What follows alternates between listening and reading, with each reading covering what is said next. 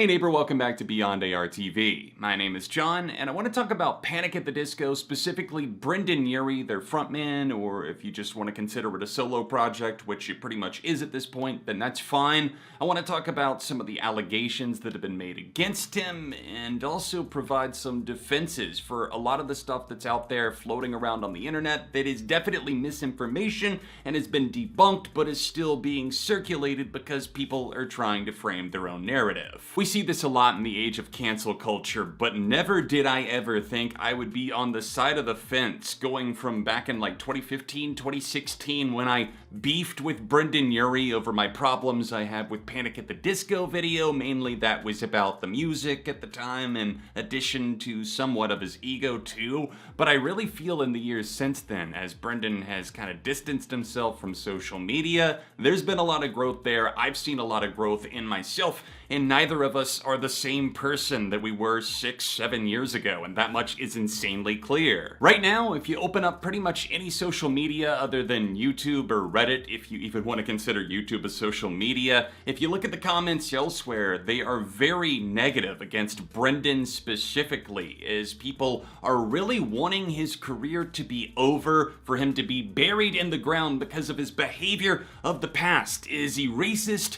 ableist, all of the above, all of these horrible things? Or is it just stuff taken out of context, or even some things that have been apologized for over the years? With the dawning of the Me Too movement in late 2017, we started to see a lot of people rightfully held accountable for their actions. And yes, there's going to be some pretty intense topics covered in this video, so if you don't want to hear about those, I would recommend clicking off now. But essentially, what I feel started out as a very good thing, and can still to this day have good things where you can speak out on social media and have a voice amplified that you didn't have before. People that actually believe you. There's also the other side of the coin where, unfortunately, pretty much anyone with access to a phone or any kind of device can type out a tweet or make a post on Reddit somewhere and just make something up, or at the very least exaggerate the truth so that it's twisted to look the worst way possible. I don't want to believe that those situations are the majority, but they do happen quite frequently. I've even had things turned against me in the past with old tweets and stuff like that, so everything can resurface and people try to end careers because of it.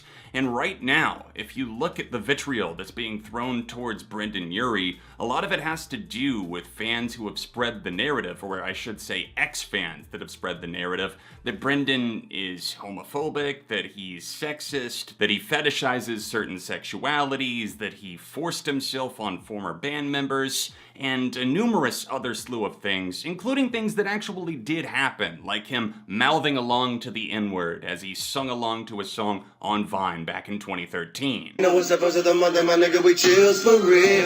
the right thing to do, especially when you have an audience that are paying attention to things that you do and you think maybe that's okay because I saw Brendon doing it? Of course, I'm not going to endorse that. I don't condone that type of behavior, but at the same time, when it's things like that that are being used to permanently try and cancel someone, it seems like it's actually working at this point, because if you look at the debut of Pray for the Wicked, the album in 2018, that sold over 160,000 first week, and Viva Las Vengeance isn't even hitting 30K. Just so we're caught up on the information surrounding Brendon that was not him, but could have been endorsed or else seen as an endorsement by him because he kept them in the Panic at the Disco camp, I want to talk about Zach Cloud Hall, the band's security guard, photographer. He wore many hats for them. He was fired, but Brendon and him apparently remain friends, which definitely looks a little bit iffy and suspicious. And also they had a former touring guitarist that was fired because a lot of misconduct, a lot of allegations that seemingly actually had some strength, some power to them. I don't agree with a lot of the things that he's done. In fact, I obviously have made it pretty clear that I do have some issues with Brendon, but do I think he's a horrible, racist, sexist person that just wants to drop slurs whenever the hell he wants to? No, of course not. I guess it's worth bringing up a couple of the other things that people try to cancel him for, whether it being the T slur that he brought up in an interview in 2018, which I still think people overreacted to. You can look up the context for yourself, but also there was a rant that was labeled racist from another concert back in the mid-2000s, around, I believe, the release of Pretty Odd, maybe 2007, 2008. I wish I was born black, so I can wear the clothes I wear without getting made fun of. Because right now they're like, nice fucking stupid shirt, asshole. And I'm like, hey, I'm white! While it was definitely awkward, to say that this was a racist tirade is just insane. The mental gymnastics that you have to do in order to convince yourself that somebody's a horrible person. It seems like Brendon was just saying that he loves black culture. There's a lot of things that he likes to wear and listen to that are from that world, and he says that he wishes he had been born black, which again is not the best way to say it, but I don't think it was with ill intention. You see, when people start to build a case to find evidence to back up their claims, they start looking and grasping at anything. I mean, anything. They will pull apart something that you put out on a VHS tape and it got re-uploaded to the internet from 2001 and say, you were still that person right now, when of course, they are not that. It's so frustrating to see that growth is not allowed. People are not allowed to disagree with you or your stance in any way, or else they just deserve to be canceled. And to address any kind of question out there along the lines of, has Brendon done anything that is unforgivable?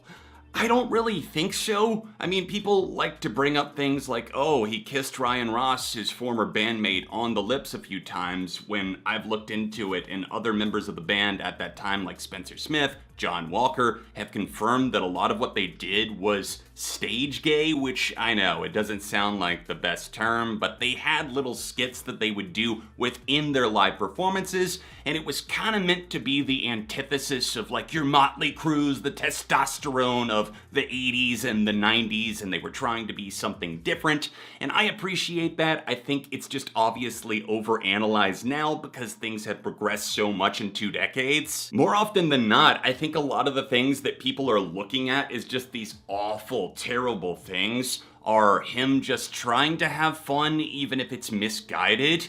But it's so weird to me that people are absolutely flaming him like he is the #1 target, like it's painted directly all over his back, his face, and the new album Viva Las Vengeance. And that album is definitely mid, if you ask me. It's very average, but is it worth just destroying him over and finding any little thing to say that the music is awful because he did something in his private life? No, and I also feel that a lot of people are exaggerating their reactions to the music. And again, I'm coming at this as somebody who gave the album a 3 out of 5. I definitely didn't have a glowing opinion on it. I thought it was slightly better than Pray for the Wicked, which was really weak, but even putting the music aside, it seemed like people were just wishing the absolute worst and even death on Brendon because of some of these things from his past, which again, there have been apologies for, not for everything, but a lot of it I don't even think necessarily needs an apology. People fail to see the good when they're building a case against someone. They overlook it almost intentionally. Their eyes go completely blind, sealed shut when they're thinking about, oh, Brendon started the High Hopes Foundation and donated $1 million. It's going to help out LGBTQ youth. It doesn't really matter to them because, again, they're turning their heads away from it and choosing to focus solely on anything that could be construed as negative, whether it was him telling a story on Twitch